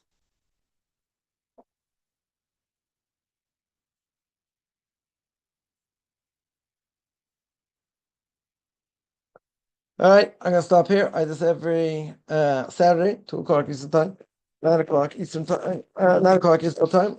Next week, we're changing clocks tonight, so anyone outside of Israel, it's gonna be an hour earlier, just for a week, I think, till the change clocks in the States. Otherwise, I'm gonna sign out. Wish everyone a good. Anyone wants to contact me, find me on Facebook at Michael Kaufman. Beyond Orthodox Conversion Judaism on Facebook, orthodoxconversion.com, Beyond Orthodox Conversion Judaism on YouTube. There you got videos on Q&As, ethics of our fathers, book of Leviticus. Want to send me an email? RabbiChaimKaufman@gmail.com, RBBIChaimCoffman at gmail.com. We're going to good.